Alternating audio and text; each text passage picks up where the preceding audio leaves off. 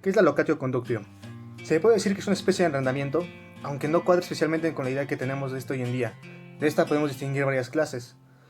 Las partes que conforman este tipo de contrato son el locator, quien está obligado a entregar la cosa al arrendatario, y el conductor, quien va a disfrutar de la cosa que le haya sido proporcionada y a su vez debe pagar las merces convenidas.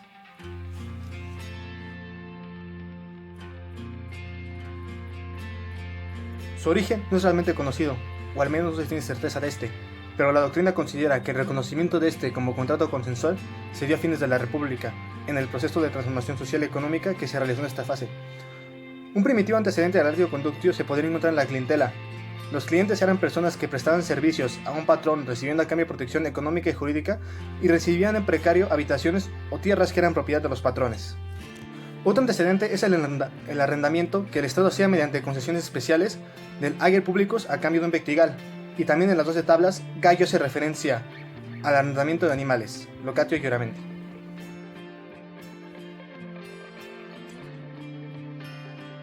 Yo voy a hablar de los elementos del locatio conductio. El locatio conductio y sus elementos son en sus diferentes modalidades tenían los siguientes rasgos o características que son primero el sujeto, locator y conductor. En el locatio conductio rei y locatio conductio operarum, el locator es aquel que recibe la merced en el locatio conductio operaris. El locator es el que paga la remuneración, la que parecería a simple vista que el sujeto no cumple la misma función en las diferentes hipótesis. Sin embargo, lo que caracteriza al locator está en poner algo a disposición del conductor. En los dos primeros casos pone a disposición del conductor una cosa o su propio trabajo que corresponde al conductor que paga el canon o remuneración. En el último caso, el locator pone a disposición del conductor cosas o materiales para que realice una obra correspondiéndole a este último pago del canon o merced. Como segunda característica está el acuerdo de voluntades. En el locatio conductio, un contrato consensual es un elemento fundamental en el acuerdo de voluntades que podría ser manifestado de cualquier modo y debía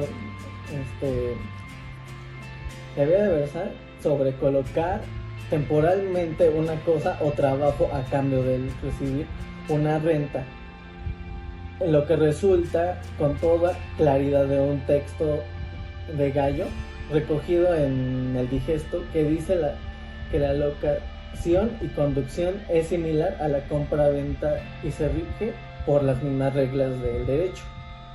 La compraventa se contrasta de esa consensualidad del contrato. El acuerdo de voluntades no requería de ninguna forma alguna. Se contrae la locatio conductio por las simples palabras lo que manifiesta Paulo en un reglamento del digesto. La tercera característica es la cosa. El objeto de este contrato podría ser cualquier cosa, mueble o inmueble, siempre que estuviera dentro del comercio. Para precisar este elemento es necesario referir en particular a algunas diferentes modalidades en este contrato, que es la locatio conductio rei. En esta solo se cede el uso y disfrute de una cosa que podría ser un mueble o inmueble, tratándose de arrendamiento de inmuebles. Estos pueden ser rústicos o urbanos. La cosa debía ser no consumible para el uso, puesto que tendría que restituirse al finalizar el arrendamiento y tendría que ser corpóreo al locatio conductio operarum. En esta lo que se coloca es la actividad o trabajo, que es la palabra operare, por lo que el objeto del arrendamiento es en facere, que se traduce en un servicio convenido, siendo necesario establecer el tipo de actividad que se contrata. Lo relevante es el trabajo y no el resultado. En locatio conductio operaris, aquí lo que se obliga a realizar es una obra que lo que más importa no es la actividad que despliega, sino el resultado que se obtiene de dicha obra. Y por último está la merced o precio, que normalmente consistía en una cantidad de dinero. En los arrendamientos rústicos era posible pagar el importe de la merced en especie con los frutos obtenidos del fundo. Esto se distingue, consistía en una cantidad de dinero. En los arrendamientos rústicos era posible pagar el importe de la merced en especie con los frutos obtenidos del fundo. Esto se distingue dos tipos de pago. Una parte de los frutos o pars quota que producía el fundo, por ejemplo, un tercio o un quinto de la cosecha, o bien una cantidad determinada de productos independientes de dicha cosecha que se obtuviera, se le llamaba pars quota. Por ejemplo, sería un quinto de trigo, 2 barricadas de vino. Esos son los ejemplos que se pueden hacer. En el arrendamiento de la merced, el pago es un elemento esencial, es un rasgo que lo distingue de otros tipos de contrato como los innominados o el comodato. Eso sería todo de mi parte.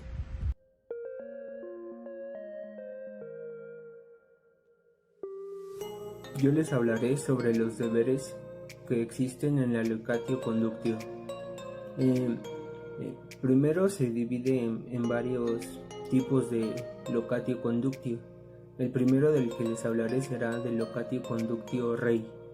En el locatio conductio rei, el locator debe procurar el uso y disfrute de la cosa, facilitando su libre goce sin vicios. Debe reembolsar al conductor los gastos necesarios y útiles que éste haya efectuado para la conservación y mejoramiento de la cosa, hacer las reparaciones necesarias de las cosas arrendadas, mientras que el conductor debe de pagar las merces convenidas, usar la cosa de conformidad a su naturaleza y destino o según hayan convenido, responder por custodia de los muebles y animales arrendados, debe pagar los gastos de mantenimiento de las cosas arrendadas y debe de restituir la cosa al término del arrendamiento. En la locatio conductio operarum es un poco más simple. El locador, en este caso el trabajador, se obliga a prestar al conductor, en este caso el patrón, determinados servicios personales, que son denominados como operae, a cambio de una remuneración en dinero, que son las merces. Locatio conductio operis, este es el último del que les voy a hablar, en el cual el locator debe de proporcionar los materiales para la ejecución de la obra, debe responder por los daños que los bienes entregados ocasionen al conductor, y en caso de que la cosa sea una pérdida o tenga ahí algún accidente, después de la entrega y el aprobatio, el locador debe las merces y los riesgos son para él. El conductor se obliga a lo siguiente: no es necesario que el conductor ejecute personalmente la obra, a menos que se le haya contratado en atención a las cualidades técnicas. Debe de responder por custodia de las cosas muebles que le entrega el locator hasta el momento de su devolución, y en caso de que la pérdida de la cosa sobrevenga por causas distintas a la vis mayor, antes de la entrega y aprobación, el aprobatio, el conductor no puede reclamar las merces y soporta todo el riesgo.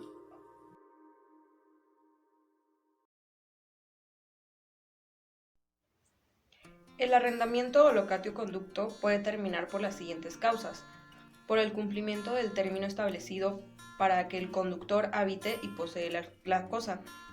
En todo contrato siempre se establece un plazo. Este se pacta y el arrendatario debe entregar la cosa arrendada al arrendador. En caso de que se llegara a renovar el arrendamiento, se puede hacer de manera ya sea tácita o expresa, en el cual se establezca un relocatio. La siguiente podría ser por pérdida de la cosa. ya sea en un desastre o una catástrofe donde la cosa se llega a extinguir. La siguiente sería por renuncia del locador o del conductor cuando se establezca un término. La siguiente y última es por muerte del locador en la modalidad locatio conducto operamur, por muerte del conductor en la locatio conductio operis, no así en la locatio conducto rei, en donde los derechos y deberes se transmiten a los herederos. Por el contrarius consequentis, que es un acuerdo entre el cual las partes que dieron su voluntad para realizar el contrato desean terminarlo y disolver los efectos jurídicos que este contrato produciría. Este sería un mutuo dissentio.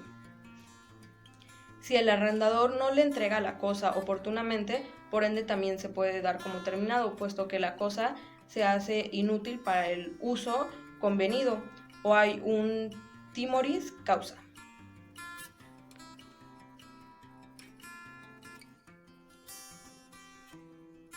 Bueno, yo les voy a hablar sobre las acciones. Este contrato tiene dos principales acciones, la actio ex locato y la actio ex conducto. Las dos son acciones de buena fe derivadas del contrato de arrendamiento. La primera le ayuda al locatario a exigir al conductor que éste cumpla con sus obligaciones y la segunda le ayuda al conductor a exigir al locatario que éste cumpla con sus obligaciones. Este contrato tiene diferentes modalidades y cada una tiene acciones diferentes, pero las que más resaltan, a mi parecer, son las de la locatio conducto operaris, dentro de la cual existe la modalidad locatio conducto operaris irregularis, que esto se daba cuando el conductor que trasladaba las mercancías mezclaba diferentes paquetes para convertirlos en un todo. Para tratar de regular esta parte, se creó en Roma la actio oneris aversi, que le daba la facultad a los que pagaban por este servicio de traslado de mercancía para interponerla ante el conductor y éste pagara por el dolo o la culpa, no por caso fortuito. Y cuando se trataba de embarcaciones que sufrían un naufragio, se creó la Lex Rodia, la cual estipulaba que toda la mercancía que estuviera en peligro en ese momento se iba a tomar como propiedad común. Por lo tanto, todos tendrían que tratar de sacar la mayor cantidad de bienes posibles para, a diferencia de lo que se haría si no se tomara como propiedad común.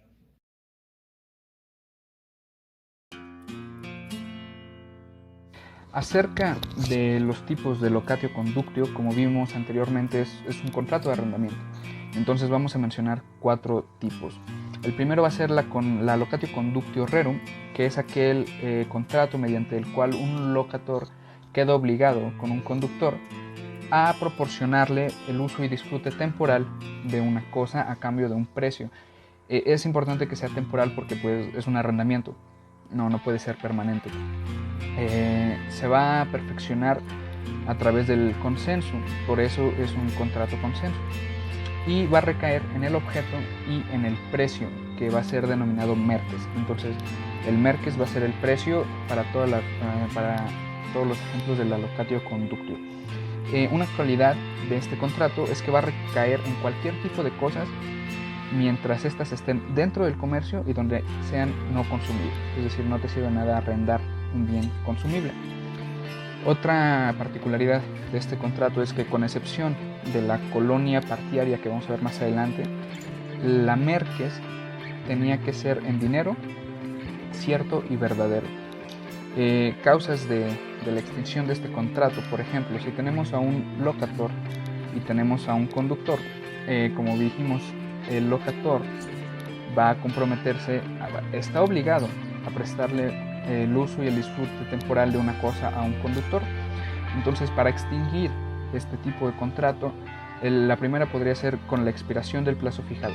Es decir, si el locator le va a rentar un carro al conductor nada más por una semana, terminando esa semana se puede extinguir el contrato, salvo con la figura de la relocatio tácita o la reconducción tácita, donde una vez acabado el plazo, las partes pueden ser. El siguiente tipo de locatio conductio es la locatio conductio operarum, en la que el locator, o como será denominado obrero, queda obligado con el conductor o patrón a cumplir determinados servicios mediante el pago de una merques.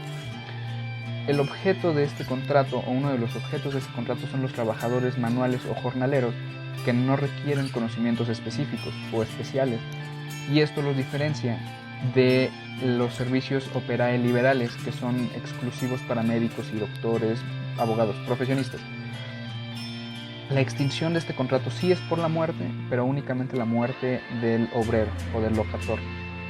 En el caso de la muerte del conductor o del patrón, esta posición va a ser transferida a sus herederos. La siguiente es la locatio conductio operis, en la que el conductor queda obligado con el locator a cumplir o a realizar una obra. A diferencia, obviamente mediante un pago, a diferencia de la locatio conductio operarum, en la que el objeto es el servicio, la locatio conductio operis tiene por objeto la obra, el resultado, es decir, una pintura o la confección de algún vestido. Seguir obrando como si estuviera vigente y se da por prorrogado, obviamente bajo las mismas condiciones en el que fue pactado la primera vez. Otra de las faltas es el mutuo consentimiento de los contratantes, o sea, que los dos decidan terminar antes del plazo, terminar con el arrendamiento de la cosa. Otra es con falta de pago durante 2 años, que es una causa de rescisión del contrato. La otra es la pérdida de la cosa, el abuso o deterioro de la cosa arrendada y la necesidad del locator de usar la cosa para vivir o para hacer daños indispensables. Es decir, si la cosa es un inmueble, el locator, si se ve en la necesidad de vivir en ese inmueble, tiene la posibilidad de extinguir el contrato para poder vivir en ello. 2 causas que no son de extinción de este contrato es la muerte, porque las obligaciones y los derechos pasan a los herederos de las 2 partes, y tampoco por venta de la cosa arrendada, es decir, el locator, si vende la cosa arrendada, no se extingue el contrato, y el conductor puede aplicar la actio conducti para que no se vulneren sus derechos reales. El siguiente tipo de locatio conductio va a ser la aparcería, o como lo dije en un momento, la colonia partiaria, que esta es la excepción a la mercas, porque aquí el locator va a proporcionarle al conductor, que se va a denominar colonus partiarius, el disfrute de un terreno para su uso y explotación agrícola, a cambio de los frutos. Es decir, no se va a pagar en dinero, pero sí se va a pagar con frutos. Esa va a ser la mercas. Todos los derechos emergidos de este contrato se van a transmitir de igual forma que el anterior a los herederos de las partes.